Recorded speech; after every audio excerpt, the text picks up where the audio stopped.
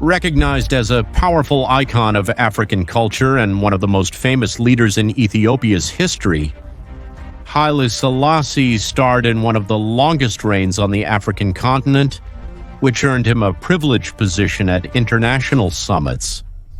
Holder of the title Lion, Conqueror of the tribe of Judah and King of Kings of Ethiopia, Lord of Lords and Chosen of God, Selassie was the last monarch of the dynasty that ruled the Ethiopian Empire for nearly 3,000 years. The same dynasty considered by Ethiopian tradition as a descendant of King Solomon. For decades he faced political unrest, where simultaneously he was known as the prophet and messiah of the Rastafari religious movement, whose members came to consider him as a divine being. Today we are going to know the personality of the man who emerged as a powerful international figure, and who would later leave an indelible mark on the memories of Ethiopia and the African continent. My name is Alejandro Andrade, this is the New Encyclopedia. And remember to subscribe so you don't miss new deliveries, and leave your like if you liked the video. Without further ado, let's start with the biography of Haile Selassie.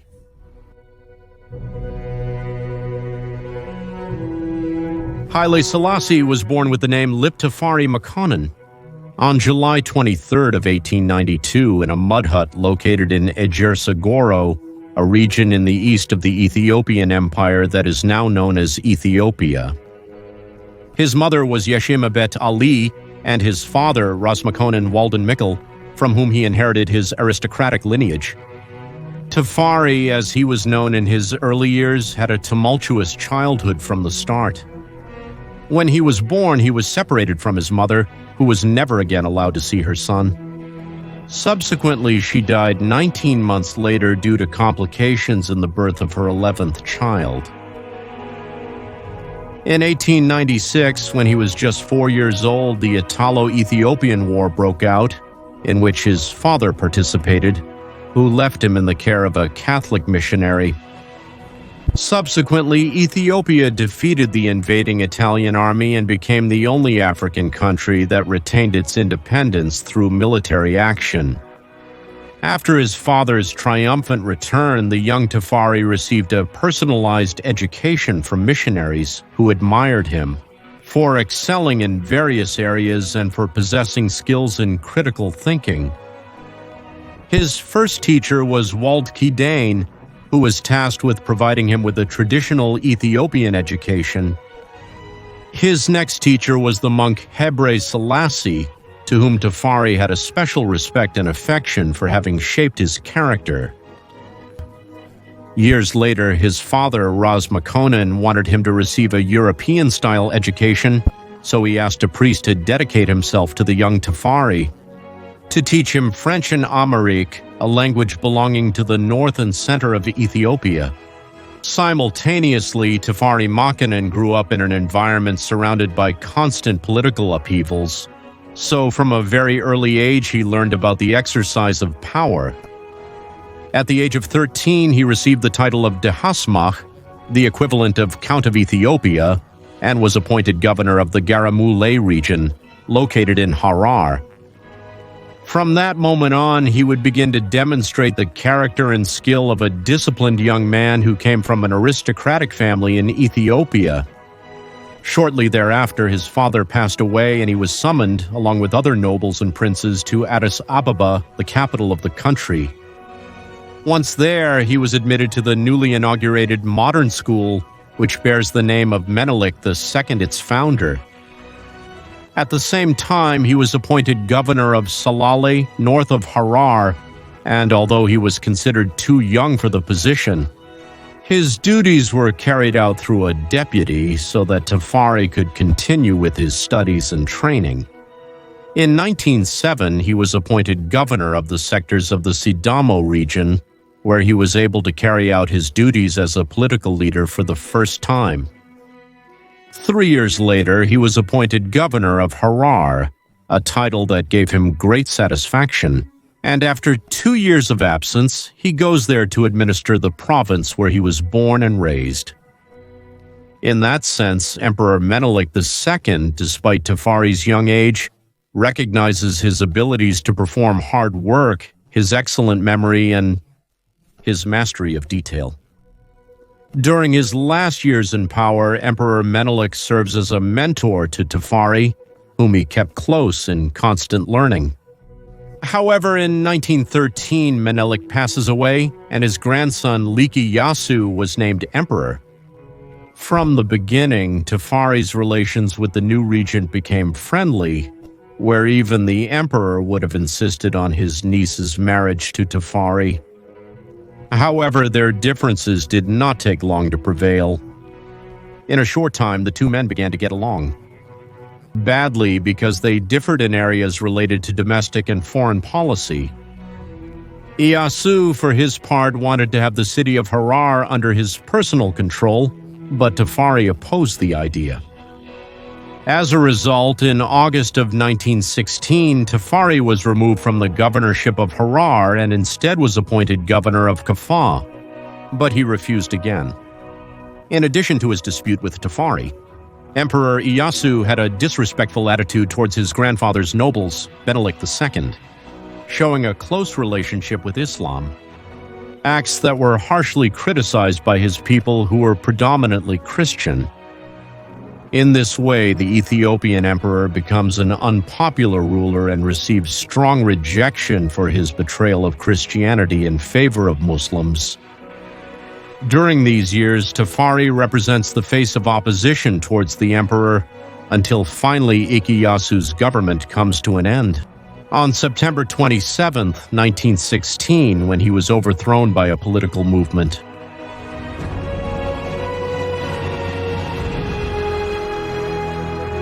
After the fall of Emperor Ikeyasu from power, Tafari's figure was attractive to both conservatives and progressives. However, although he seemed a strong candidate to take over the empire, Menelik II's daughter, known by the name of Sauda II, was chosen as empress on February 11, 1917. On the other hand, Tafari was elevated to the rank of Raz, which in Ethiopian nobility was equivalent to prince, and he was designated as the apparent heir. From that moment on, he was known by the name of Rastafari. And although Saudi II held the title of empress and was the visible head of state, Rastafari took on the task of administering the country, becoming the effective ruler of Ethiopia at just 24 years old. Initially, he maintained the daily administrative tasks and worked to modernize the country in a similar way as his mentor, Menelik II, had done in previous years. Rastafari had a progressive initiative, so he was also entrusted with the area of foreign policy. By the year of 1918, at the end of World War I, he sent delegations to Europe and the United States with the aim of congratulating the Allies on their decisive victory and at the same time highlighting his nation's determination to support and cooperate with these governments. When the League of Nations was subsequently founded, Ethiopia applied for membership and was accepted into the multinational organization, the 28th of September, 1923. After achieving this goal, the image of Rastafari jumped onto the big stage of international politics. The following year, he visited several European countries, accompanied by his entourage, in order to continue with the modernization policy. His first task was the abolition and eradication of slavery in Ethiopia. Because even though slavery was already considered illegal at that time, it was still practiced in trade. To do this, Rastafari mobilizes a significant force to deal exclusively with the abolition of slavery. But this would materialize later through the operation of the administrative machinery he established. Slavery was gradually but surely eradicated in the country. In 1924, he embarked on a tour of Europe to gain knowledge and support in his efforts to innovate and raise Ethiopia's profile on the international stage. As a result of his tour through European countries, Rastafari manages to arouse admiration and fascination. for his government's policies abroad, increasing Ethiopia's popularity in the media and in Western politics.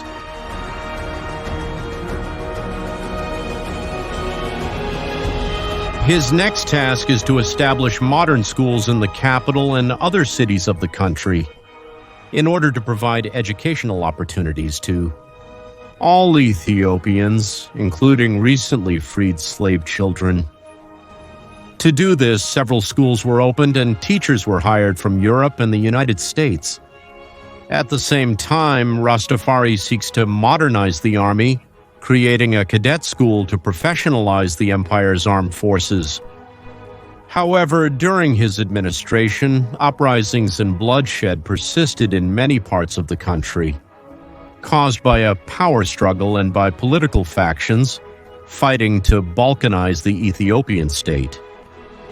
In the midst of a tense domestic political atmosphere, Empress Sauditu crowned him Negus, that is the equivalent of king, in the year 1928, under pressure from the Progressive Party. This decision came after a failed attempt to remove Rastafari from power by the conservatives, who were opponents of the government. In that sense, the coronation of Rastafari was a controversial action, since he occupied the same territory as the Empress instead of being located in one of the regional areas, which were traditionally known as kingdoms within the empire. Thus, two monarchs occupied the same place as headquarters for the first time in the history of Ethiopia. However, conservatives try to respond offensively in favor of Saudito's crown. Saudito's husband, known as Razguk Sawele, was in favor of leading an attack against Rastafari's authority in order to displace him from power. However, he was defeated and killed in the Battle of Ankem on March 31st, 1930. The news of Gökçe's defeat and death barely spreads throughout the country's capital. Empress Sauditu suddenly died on April 2nd, 1930. For a long time, a strong rumor persisted that the Empress was poisoned after her husband's defeat, while another hypothesis suggested that she suffered a heart attack upon learning of her husband's death.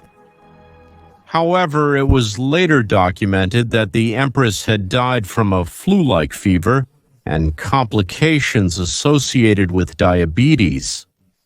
Is this version true or not?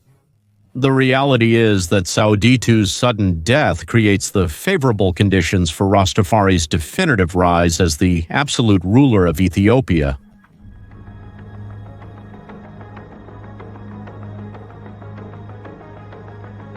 After the death of Sauditu, Rastafari was named Emperor of Ethiopia, with the title of Haile Selassie, whose name means Power of the Trinity, and was proclaimed as King of Kings. His coronation was the most emblematic recorded in the country's history and was attended by members of royalty and representatives from all over the world. His coronation caused such a stir that the New York Times reported on the expensive gifts received during the event, and it was even speculated that the celebration could have cost more than $3 billion. Similarly, the famous Time magazine dedicated its cover to the new ruler of Ethiopia. The news had become a sensation in various global media outlets. The promising coronation of Rastafari encourages the expansion of a curious spiritual current called the Rastafari movement, which was born in Jamaica in those years. Their postulates argued that Rastafari was a divine figure of a messianic character, destined to liberate all African slaves, leading them to the Promised Land. This belief is based on the idea that all black people are descendants of the ancient Israelites. And as the Ethiopian dynasty was said to be descendants of King Solomon, the Rastafari group declared loyalty to Haile Selassie. However, while the emperor showed sympathy and courtesy for these followers, he played no role in the organization or promotion of the movement. In July of 1931, Selassie introduced an element into the national laws after promulgating the first written national constitution, centralizing all governmental power under his leadership. Similarly, Selassie believed that a more powerful central government was indispensable to carry out the modernization of the bureaucracy, the army, and the country's economy. In turn, he focused his attention on expanding public health services, providing electricity, and creating an advanced telephone network. That same year, he founded the Bank of Ethiopia, which introduced the Ethiopian currency to the market. But efforts to improve the quality of life of his people were threatened on October 3, 1935. When Italy invaded Ethiopia without prior notice, the army fought for the next 7 months, but the Italian forces easily defeated the Ethiopian troops. And even though the League of Nations named Italy as the aggressor in the conflict, no measures were taken that caused a great effect. After the defeat of his army, Selassie and his family were forced to go into exile in Great Britain on May 2, 1936. Shortly thereafter, on June 30th of that same year, he delivered his most famous speech to the League of Nations, where he complained about the use of chemical weapons against his people, and he denounced the lack of support from the organization. In response, the organization imposed sanctions on Italy, but the Western powers did not come to his aid in the campaign against the Italian army. The emperor's efforts had been fruitless until 1940, after the start of World War II. Italy sided with Germany. Given this international scenario, the British decided to help the Ethiopian leader. The following year, a strategy had been set in motion by the support forces to free Ethiopia from the Italian yoke. After its execution, Selassie successfully entered the country in January of 1941, after Italy could not contain the offensive of the British and the Ethiopian resistance.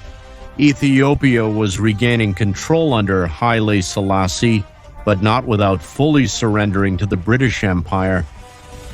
Thanks to the support of the Allies who were looking for their own geopolitical interests, on May 5th of that same year, Haile Selassie regains power in Ethiopia and continues with his work of modernizing the empire.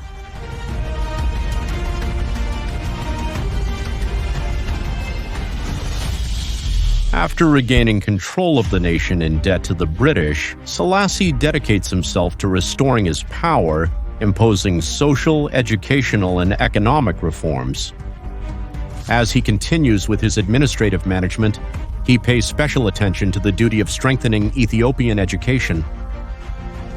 Boarding schools and schools are opened in the capital and also in the province, while attendance at these schools grew considerably throughout the decade of 1940. He rebuilds the administration, strengthens the army and police system, and approves legislation in order to regulate the government, the church, and the financial system. By 1942, his government finally abolishes the legal basis of slavery in the empire. And in turn, he significantly expands his control over the provinces, suppressing uprisings in some of them. Over the years, the emperor had become a more cautious being, allowing few new leaders to access his government. In continental affairs, Selassie became known for contributing to the cause of African unity. During his reign, he worked for the independence of African nations, supporting those who fought for freedom. He did this in the context of Pan-Africanism, a movement that argued that all the black population of the world should unite in brotherhood and reclaim the African continent from white colonial powers. As a result, the emperor enjoys high regional popularity thanks to his solidarity with the African continent.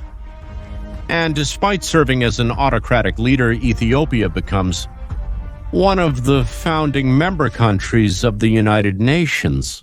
In 1945, by the 1950s, Selassie achieves the goal of unifying Eritrea with Ethiopia after extensive combat. Initially, the union took the form of a federation agreed under the protection of the United Nations. Subsequently, in 1955, a new constitution was approved that established equal rights for Ethiopian citizens under the law, but at the same time, advantages were also granted to strengthen his power as a ruler. Despite having largely modernized the country's infrastructure, education, and economy sectors, he did not include the legal existence of political parties.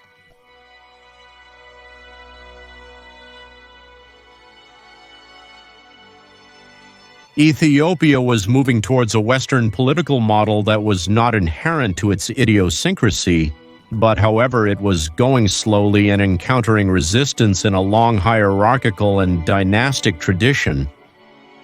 In terms of foreign policy, Haile Selassie strives to maintain unity among the countries of the continent. It was thus on the 23rd of May, 1963, the Charter of the Organization of African Unity is signed in Addis Ababa, an event that was largely achieved thanks to the emperor, which is why he became known as the Father of African Unity. However, politics in Ethiopia could not achieve the goals set by the emperor during the last years of his term. Selassie was unable to implement equitable economic measures that would minimize the country's poverty, nor was he able to ensure that justice was administered impartially. However, for the rural sectors of the country, Selassie was the ideal emperor, and they prayed for him to have a long life. On the other hand, the urban population and members of the younger generation, such as students, they viewed him with discontent and considered him an outdated politician who did not align with their ideals. This was demonstrated in protests, and the anger triggered a series of conspiracies against Selassie's government. On several occasions, he discovered clandestine movements seeking his overthrow, and those who were part of the plot were sentenced to life imprisonment with hard labor. And although these blows are unsuccessful, the ruling sectors of Ethiopia are acquiring different ideas and a new awareness of what the political direction of the country should be.